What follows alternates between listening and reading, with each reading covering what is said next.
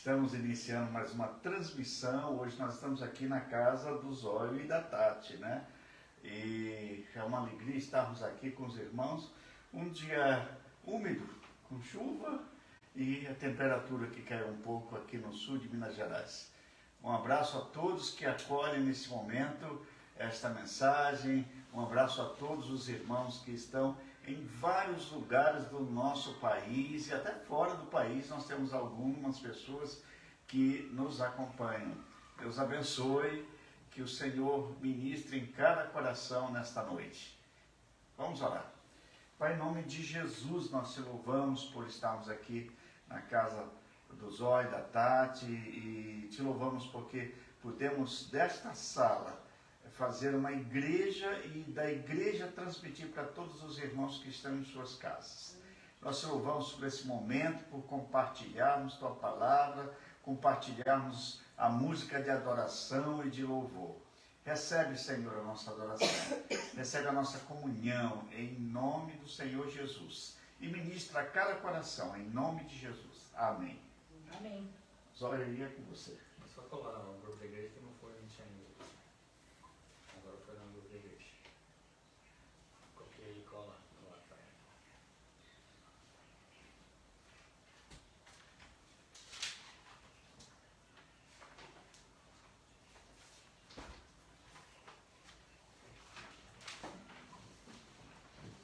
Boa noite, irmão. Graças e paz. É uma alegria a gente estar abrindo portas da nossa casa para a gente poder estar cultuando o nome do Senhor Jesus. Amém? Amém. O primeiro cântico é Aclame o Senhor.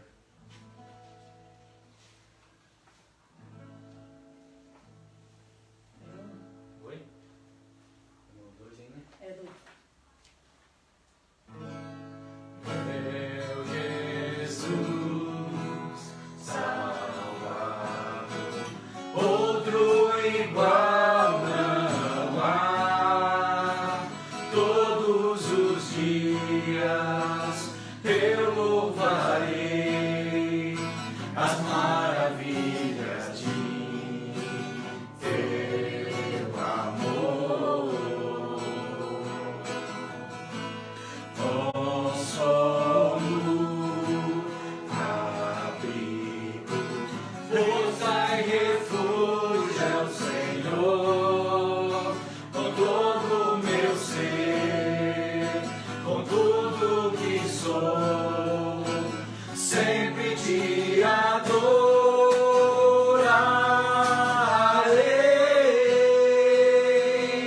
Aclame ao Senhor toda a terra e cantemos poder, majestade, louvor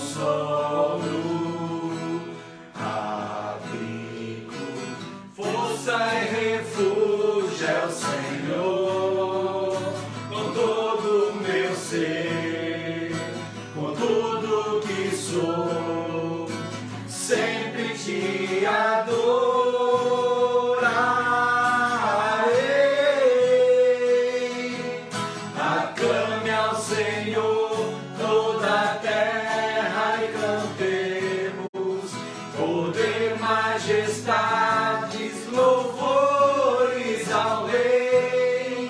Montanhas se prostrem e ruja os mares ao som de teu nome. Alegre te louvo por teus grandes feitos, firmado estarei, sempre te amarei. Incomparáveis são as promessas do Senhor, incomparáveis são as promessas do Senhor, incomparáveis são as promessas do Senhor. Amém.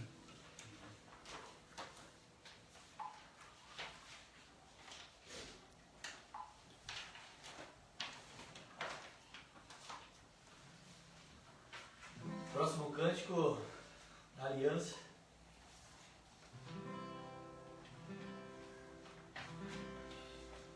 Show?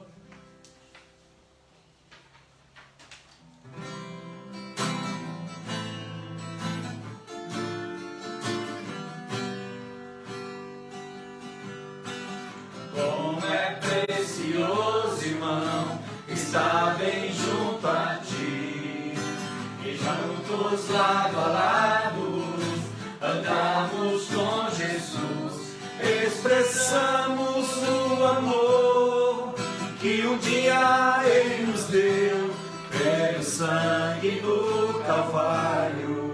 Sua vida trouxe a nós a aliança do Senhor. Eu tenho com você, não existem mais barreiras em meu ser. Eu sou livre pra te amar, pra te aceitar e para te pedir, perdoa-me, irmã.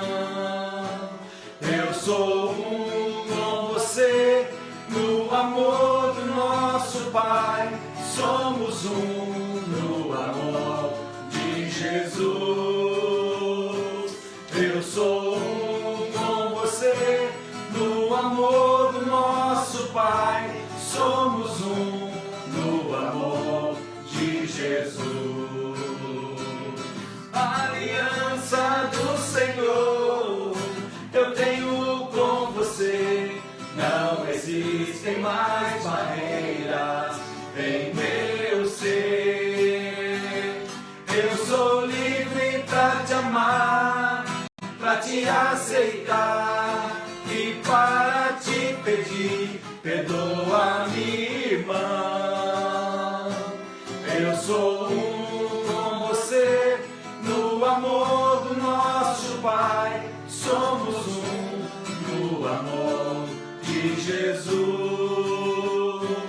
Eu sou com você no amor do nosso Pai, somos no amor de Jesus. Somos no amor de Jesus. Amém.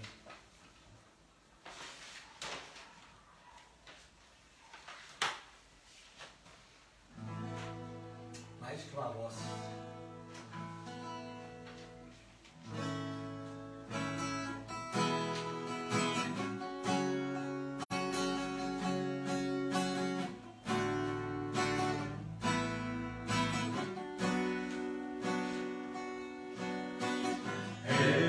Eu queria ter mais que uma voz, mais que um amor,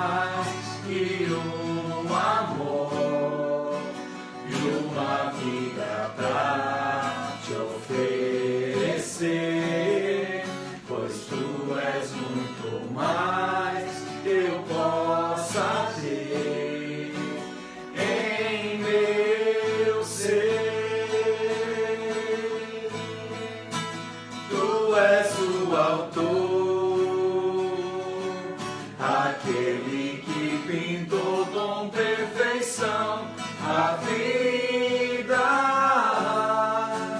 Tu és o Senhor,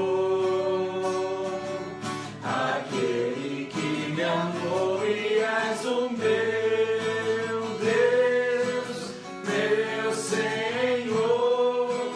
Minha vida é para o teu louvor, meu Deus, meu Senhor.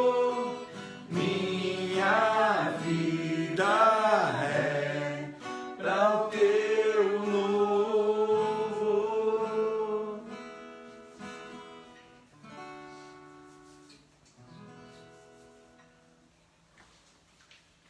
Pai querido, Pai de amor, somos gratos a Ti, Pai. Mais esse dia, Senhor. Somos gratos por tudo que o Senhor tem feito, Pai. Na nossa vida, nessa família, Pai. Nessa família que está reunida. Nessa família de Cristo Jesus, Pai. Perdoa, Pai, perdoa as nossas falhas, perdoa os nossos erros. E fique conosco nesse momento, Senhor. Onde o pastor está trazendo a sua palavra para poder, cada dia mais, a gente estar aprendendo, Senhor. Seu filho amado Jesus, que oro e agradeço, Pai. Amém. Amém.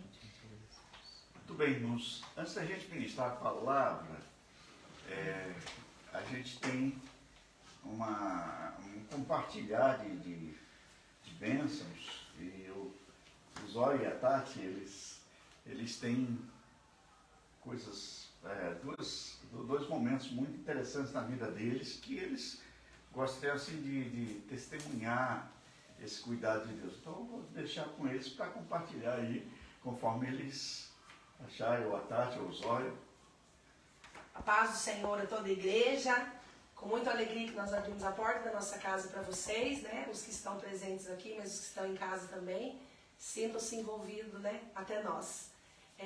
A gente só tem gratidão. Falo que Deus tem sido muito, muito generoso com a nossa família, né? Tem a cada dia nos sustentado imensamente. A gente não tem nem como explicar tudo que Ele tem feito.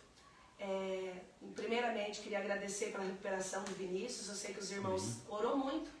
A igreja toda, né, viveu esse momento com a gente e passamos por lutas, por dias difíceis, mas a gente só tem gratidão. O Vinícius está aí assistindo, né? Eu falei para ele que a gente ia compartilhar essa bênção com toda a igreja e eu tenho certeza que o sentimento dele é o mesmo que o nosso, de gratidão, né? Sem explicação.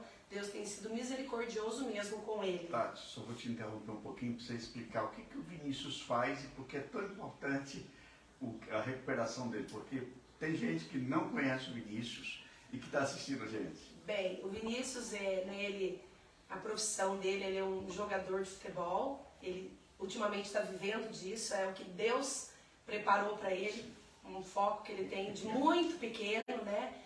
A gente acredita que Deus tem algo maravilhoso para a vida dele ainda. Amém. A gente acredita, confia, e ele passou por uma lesão muito grave no joelho. Isso aconteceu em janeiro, início de janeiro, num momento que ele estava super bem, e isso veio para ele, na verdade, para ele como um pesadelo, né? E nós acompanhamos tudo isso de perto, mas eu tenho muito orgulho dele, de saber como ele conduziu isso da melhor forma possível. Claro, com a graça de Deus, com as orações dos irmãos. O pastor também incentivou muito ele, né, nos cânticos, o tanto que ele foi abençoado, quantos dias que ele nos ligava e falava: mãe, eu ouvi o cântico que o pastor me mandou e isso me acalmou. Então, a gente só tem a agradecer. Fazem 8 meses esse tratamento dele, o qual ele, né, tá assim, eu acredito que 99% recuperado, amém, até além da normalidade, e a gente só tem gratidão, né? Daqui para frente é foco, eu falo para ele focar que vai dar tudo certo. E eu tenho só a agradecer também.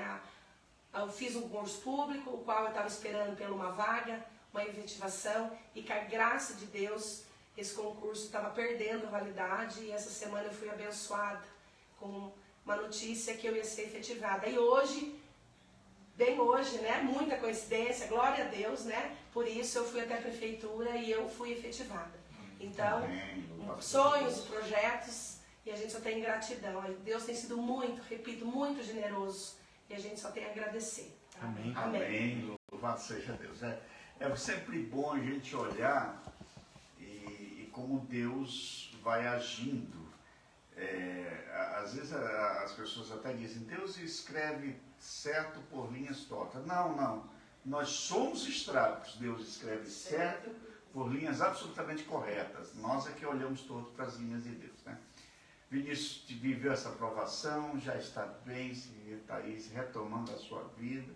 A Tati também nesse projeto, e agora efetivada. Então, é só misericórdia que nós vivemos, com a graça do Senhor. Louvado seja o Senhor. Né? Eu tenho uma palavra para trazer neste momento que está em Atos capítulo 20, desde o versículo 17 até o versículo 24. Atos 20, de 17 a 24. E é uma passagem muito interessante porque é uma despedida do apóstolo Paulo aos irmãos de Éfeso. E ele diz o seguinte: de Mileto mandou a Éfeso chamar os presbíteros da igreja. E quando se encontraram com ele, disse-lhes: vós bem sabeis como foi que me conduzi entre vós em todo o tempo, desde o primeiro dia em que entrei na Ásia, servindo ao Senhor com toda humildade, lágrimas e provações que, pelas ciladas dos judeus, me sobrevieram, jamais deixando de vos anunciar coisa alguma proveitosa e de vos ensinar publicamente, e também de casa em casa, testificando tanto a judeus quanto a gregos o arrependimento para com Deus e a fé em nosso Senhor Jesus Cristo. E agora, constrangido em meu espírito, vou para Jerusalém, não sabendo o que ali me acontecerá, senão que o Espírito Santo, de cidade em cidade, me assegura que me esperam cadeias e tribulações. Porém, nada considero a vida preciosa para mim mesmo, contando que complete a minha carreira e o ministério que recebi do Senhor Jesus para testemunhar o Evangelho da graça de Deus. Amém. Amém. E nós vamos então falar do tema a vida cristocêntrica. E quando eu digo vida cristocêntrica, eu estou querendo dizer a vida que tenha Cristo Jesus como centro. Nós acabamos de ler então essa passagem que é ali o final do ministério do apóstolo Paulo, antes de ser preso. Ele já está prevendo que ele vai para Jerusalém. De fato aconteceu isso, ele foi preso, julgado e depois o ministério ainda seguiu um bom tempo, mas dentro da prisão. Se existe um grupo de pessoas na face da terra que ouve demasiadamente, porém exercita pouco, é a igreja cristã contemporânea. Eu tenho visto, e sobretudo agora na época acirrada de polarização eleitoral, como as pessoas são apaixonadas por temas políticos e esquecem que Jesus deve ser o centro da nossa vida, o centro da nossa história. O cristianismo bíblico, ele nos desafia não só a ouvirmos, mas a praticarmos a palavra do Senhor. Quero conversar com os irmãos hoje sobre ter uma vida cristocêntrica à luz dessa experiência do apóstolo Paulo, nessa narrativa em destaque, e acentuar então o nosso conhecimento bíblico e sobre a nossa vida como discípulos do Senhor Jesus nos dias de hoje, nos dias em que vivemos. Somente aquele que é dirigido pelo Espírito Santo é que pode entender, pode ser apaixonado por Jesus e viver um estilo de vida cristocêntrico. E aí eu fico pensando, de acordo com esse texto, quais são as implicações de uma vida cristocêntrica? Em primeiro lugar, uma vida cristocêntrica implica a convicção de valores, dos valores que nós temos em Cristo. Pessoas em geral têm a tendência de dar valores a coisas e há pessoas que fazem o bem. Então, nessa época de eleição, a gente sempre vê o candidato tal, o candidato A, o candidato B, como se fosse o salvador da pátria, como se fosse o super-herói e como se tivesse uma força maior do que o próprio Deus. Hoje vemos muitos cristãos indo para a igreja por causa de pastores também. Vão para a igreja por causa do líder do louvor, vão para a igreja por causa de uma música, vão para a igreja por causa do ambiente, vão para a igreja, mas bastou surgir uma nova igreja com um novo estilo, com uma nova, vamos usar a expressão, com uma nova pegada, e a pessoa muda imediatamente. O que é interessante é que nós vemos as pessoas não cristocêntricas, mas com seus valores antropocêntricos, ou seja, o homem como centro de tudo. Então, a pessoa que vai para o culto e que ela tem o ser humano como o centro de tudo, ela vai para a igreja em primeiro lugar para ser abençoada. Em segundo lugar, ela vai para ser curada. Em terceiro lugar, ela vai para receber prosperidade. Isto é um culto completamente antropocêntrico. Deus dá todas as bênçãos para a gente de acordo, como o apóstolo Paulo diz, olha, e o Deus da paz há de suprir cada uma das nossas necessidades em Cristo Jesus. Nós sabemos disso, que tudo vem de Deus. Mas nós não vamos a uma igreja, nós não nos reunimos a um grupo de irmãos e irmãs simplesmente para receber bênçãos, para sermos abençoados. Mas em primeiro lugar para glorificar, para honrar, louvar o nome do Senhor naquele culto, naquela celebração. O problema é que até os nossos cânticos passaram a ser antropocêntricos. Eu vou mergulhar, eu vou estar nos rios de água viva, eu vou ser abençoado, eu vou experimentar milagres, eu vou experimentar prosperidade e por aí vai. Agora, aqueles que são governados pelo Espírito Santo passam a ter valores diferentes. Observe bem o apóstolo Paulo. Agora, compelido, versículo 22, pelo Espírito, estou indo para Jerusalém sem saber o que me acontecerá, senão que em todas as cidades o Espírito Santo me avisa que prisões e sofrimento me esperam. É o 22 e 23, aliás, 23 e 24 são os versículos que estão sendo falados.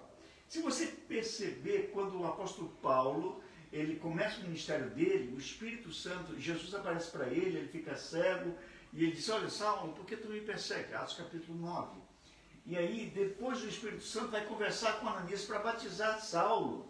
E depois, lá no capítulo 13 de Atos, ele já é pastor em Antioquia, e aí o Espírito Santo, eles estavam jejuando e orando, e você pode observar no versículo 3 de Atos capítulo, versículo 2, versículo 3 de Atos capítulo 13, e diz assim, separai-me agora, o Espírito Santo disse, separai-me a Barnabé e a Saulo para a obra que os tem chamado. Então, é uma pessoa que vive no poder do Espírito Santo, ou na direção do Espírito Santo, é compelida pelo Espírito Santo, é uma vida cristocêntrica. O valor principal de uma vida cristocêntrica é ver Deus que está conduzindo todas as coisas.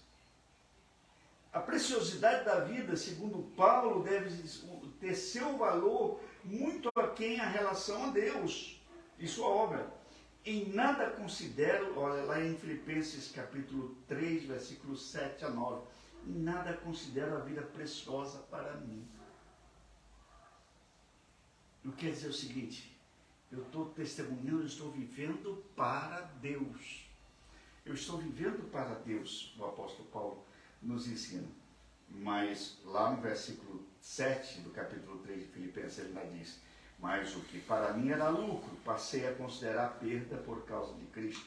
Mais do que isso, considero tudo como perda, comparado com a suprema grandeza do conhecimento de Cristo Jesus, meu Senhor, por cuja causa perdi todas as coisas, e eu as considero como esterco para poder ganhar a Cristo.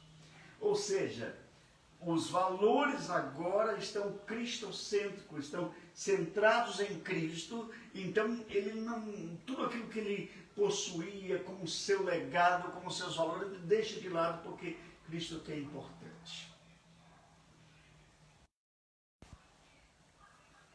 tem sido primeiro das suas opções e valores na sua caminhada de vida? Quais são os nossos valores na nossa caminhada? Cristo tem sido o principal valor? Bom, a segunda implicação de uma vida cristocêntrica é a implicação da carreira. E observem bem que no versículo 22 ele diz, olha, contando que eu complete a carreira, né? Agora, todavia, não me importo, nem considero a minha vida valor algum para mim mesmo. Então, somente puder terminar a corrida, diz aqui na NVI, mas na tradução revista atualizada diz completar a carreira.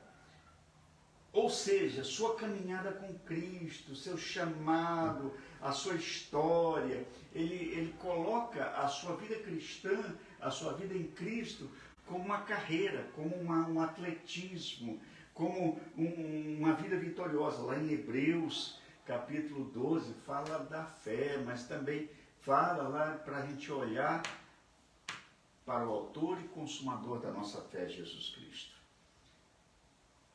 Em detrimento aos seus projetos pessoais, como nós temos encarado a carreira cristã? Nós temos muitos sonhos, muitos desejos, mas Cristo tem que ser tudo em todos. A terceira implicação da vida cristocêntrica é a implicação do ministério. Muitos têm se envolvido na militância de certas atividades na vida com o fim de terem certo poder. E aí eu vou falar novamente da questão política, né? As pessoas têm a sede do poder. Poder pelo poder. Não para servir. Não para servir. Eu vendo essa questão política hoje, muito bem, mas a Bíblia diz lá que toda autoridade provém de Deus para serem ministros de Deus. E a palavra ministro de Deus ali, em Romanos capítulo 13, é diáconos, é aquele que serve. A autoridade, ela não é eleita para se servir do povo, mas para servir o povo. Há muitos anos atrás existia um imperador em Roma, e ele era Caio Calígula, e ele estava muito decepcionado com a atividade dos senadores daquela época. E ele pegou e nomeou Incitatus um novo senador. Acontece que Incitatus nada mais era do que um cavalo. Então, o cavalo foi senador em Roma, tanto que tem como é que fala? Tem uma estátua em tamanho natural de Incitatus que Caio Calígula mandou fazer. Aí perguntaram, mas o que o Incitatus vai fazer? Nada, igual aos outros senadores. Era uma crítica. Mas tinha 18 funcionários, 18 escravos, se vestiam de púrpura, só os reis se vestiam de púrpura, tinha tudo do bom e do melhor, o cavalo vivia e até frequentava o palácio, dentro do palácio, por ordem de Caio Calígula. Sabe, às vezes a gente tem projetos. O projeto não é servir, o projeto é o poder pelo poder.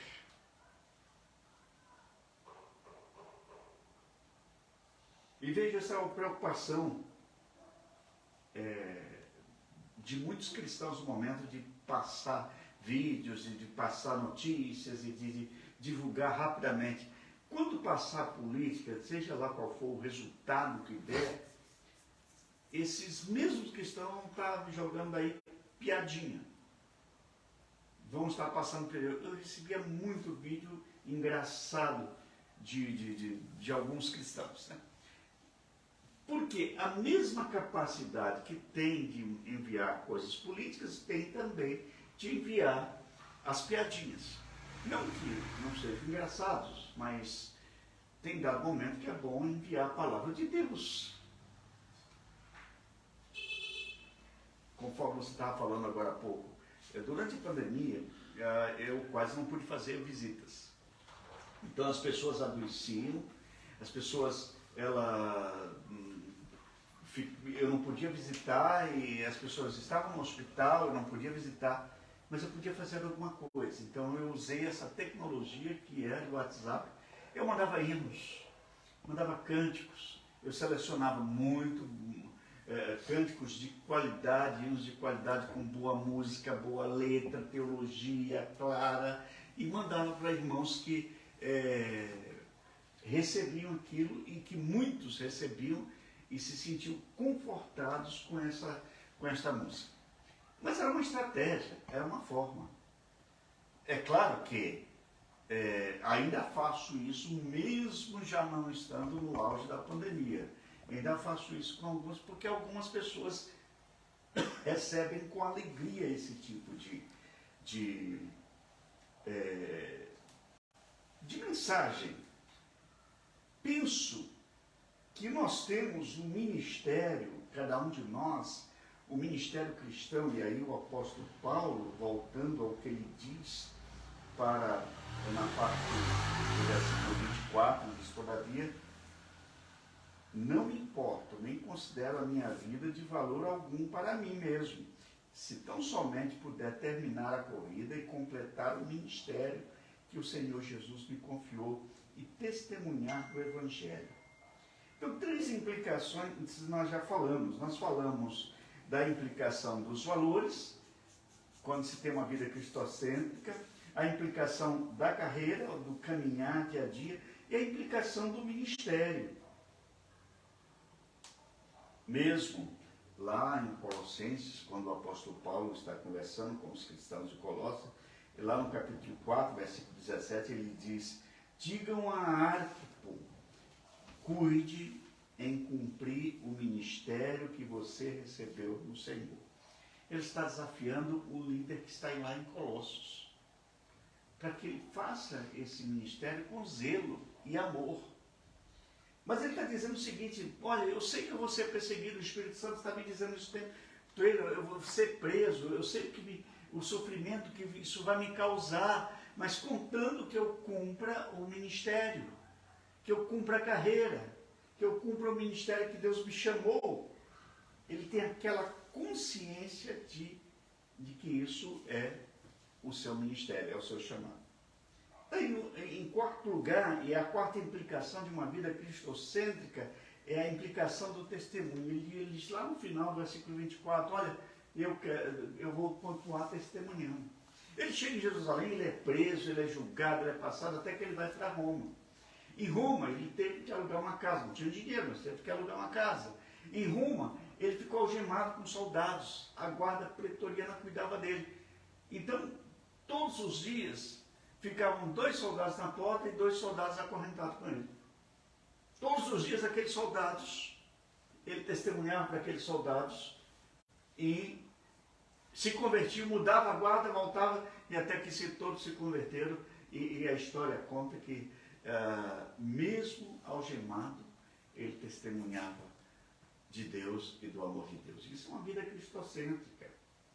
Não importa, quando ele é levado num navio, Deus está falando para ele: olha, o navio vai perder, mas ninguém vai morrer.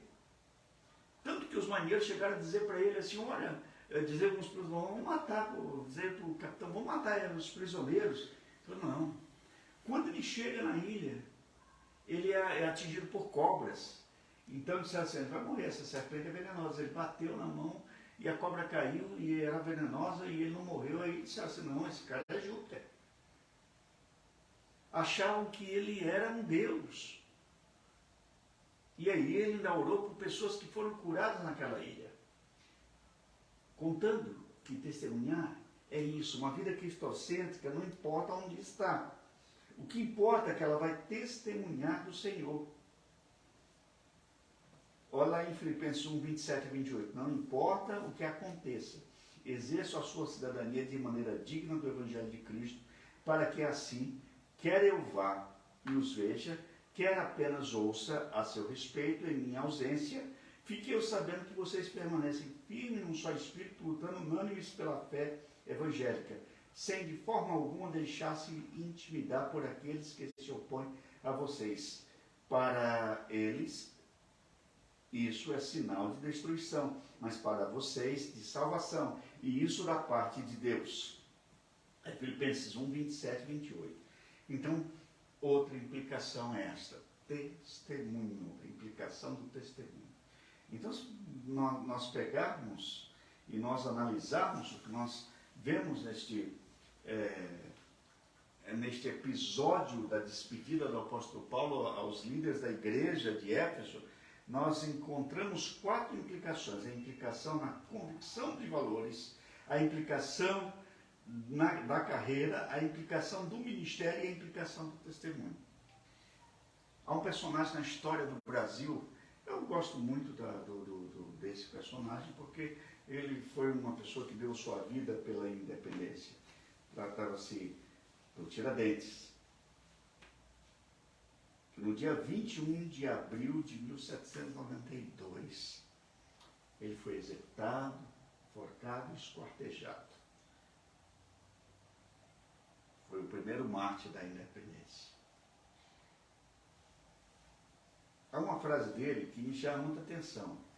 Quando ele foi condenado, ele usou esta frase, está nos livros de história. Pois seja feita a vontade de Deus. 1000 vidas eu tivesse, 1000 vidas eu daria pela libertação da minha pátria. Assim, Tiradentes encerrou seu discurso minutos antes de sua execução.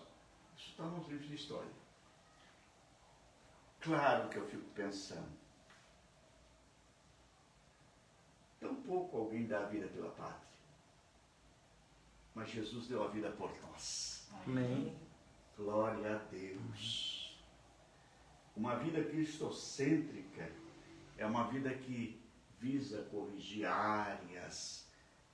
Não somos perfeitos, mas temos que estar constantemente corrigindo áreas da nossa vida, áreas da nossa existência e permitindo que o Espírito Santo nos conduza. Amém. Deus nos abençoe, Deus nos conduza neste momento. Nós temos mais uma música para esta hora e depois vamos orar com os irmãos, interceder por aqueles que nos pediram. Deus de promessas.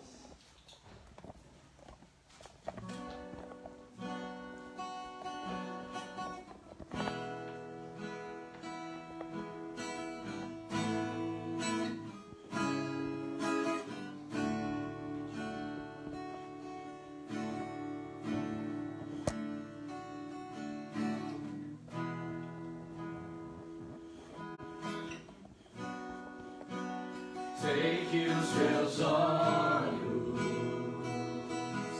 sempre atentos, permanecem em mim.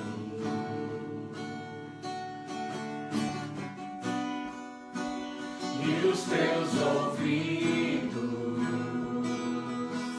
são sensíveis para ouvir meu clamor. Posso até chorar, mas a alegria vem de manhã. És Deus de perto e não de longe, nunca mudaste, tu és fiel.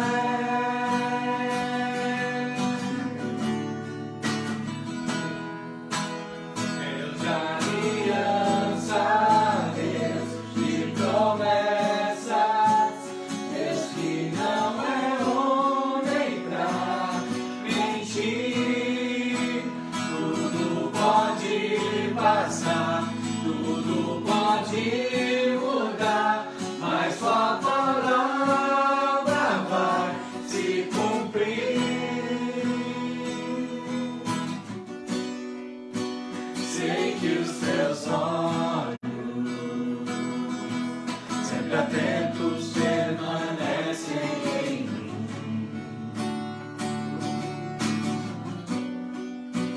E os teus ouvidos são sensíveis para ouvir meu clamor. Posso até chorar, mas a alegria vem de manhã.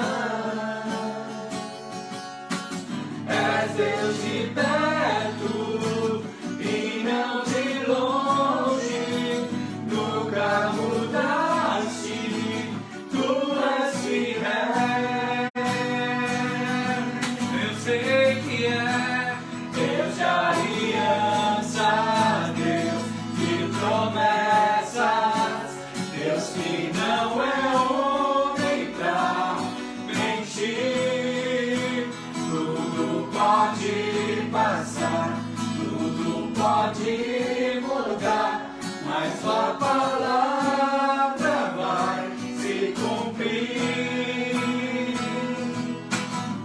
Posso enfrentar o que for, eu sei quem luta por mim. Seus planos não podem ser frustrados.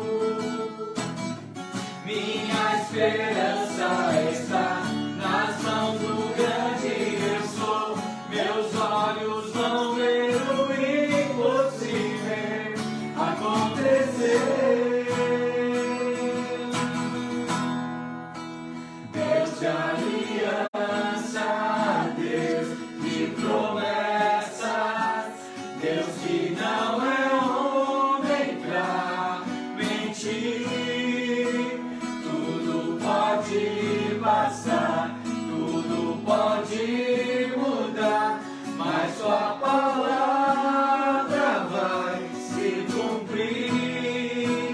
Deus de aliança, Deus de promessas, Deus que não é homem pra mentir.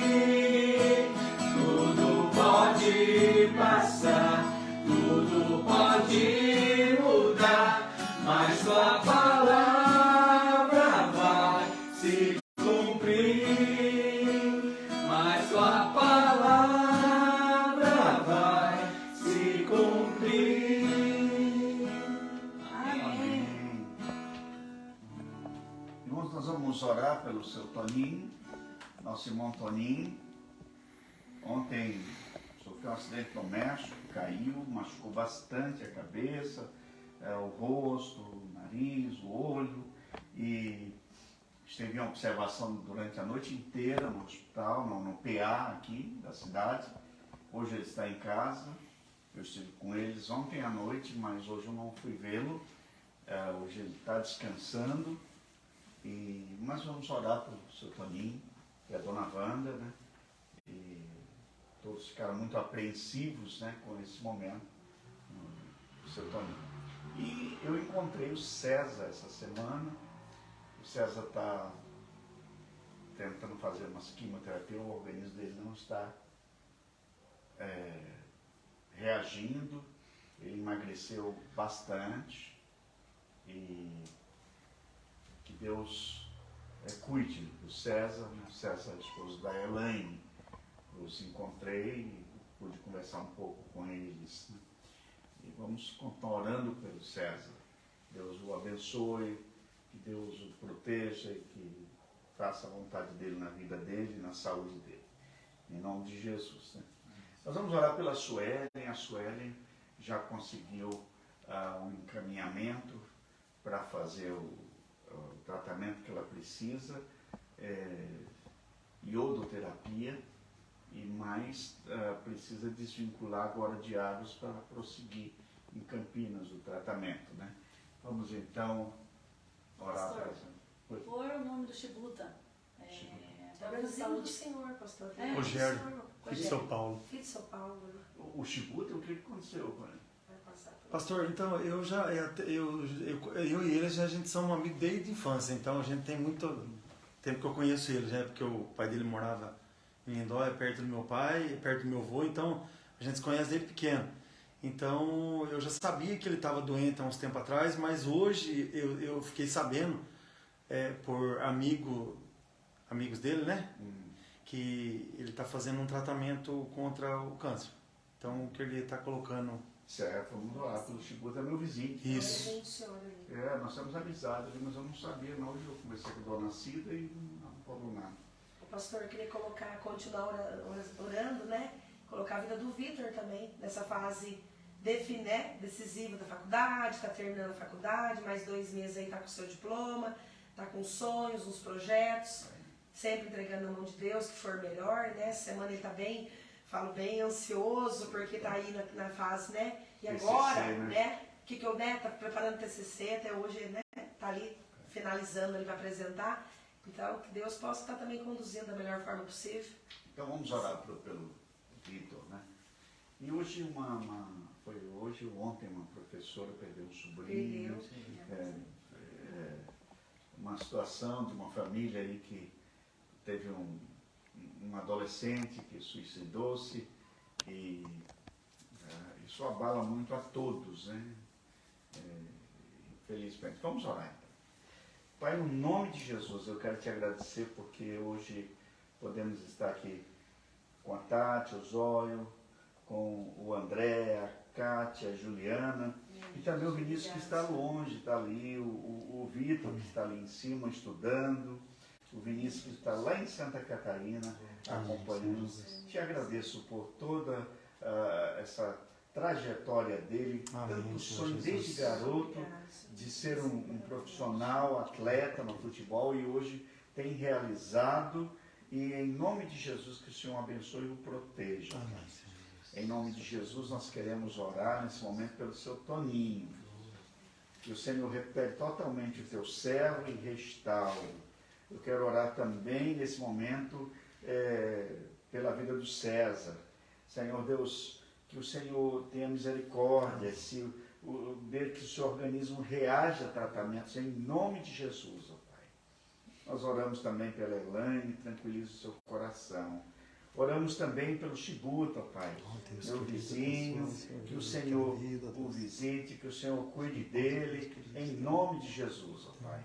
Abençoe também a dona Cida, que não está bem de saúde, que o Senhor cuide dela e realmente tranquilize o seu coração de mãe, em nome de Jesus.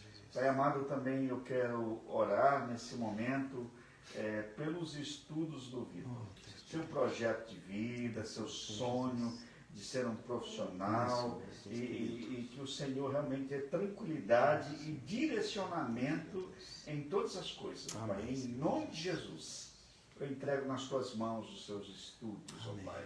Eu entrego nas tuas mãos também, Senhor Deus, as eleições do nosso país. Tantas coisas nós vemos, tantas polarizações, tantas divergências de opinião, mas o Senhor tem nas suas mãos exatamente aquilo que é o controle da história. E em nome de Jesus nós pedimos misericórdia ao povo brasileiro. Misericórdia, Senhor Deus, na produção, misericórdia na educação, na segurança, em nome de Jesus, ó Pai. Em nome de Jesus nós entregamos nas tuas mãos o nosso país. Em nome de Jesus nós entregamos na mão estes irmãos que aqui estão, aqueles que estão em casa, ó Pai. Leva a tua bênção, leva a tua graça, a tua bondade, a tua misericórdia a cada coração. Amém, Senhor. Em nome de Jesus. Amém. Que o Senhor nos abençoe, que o Senhor nos guarde. Que o Senhor tenha misericórdia de nós. Que faça resplandecer seu rosto sobre nós. Que o Senhor nos acompanhe, nos dê paz hoje e sempre, até que Jesus venha. A Ele é glória. Um grande abraço a você, meu irmão. Um grande abraço a você, minha irmã.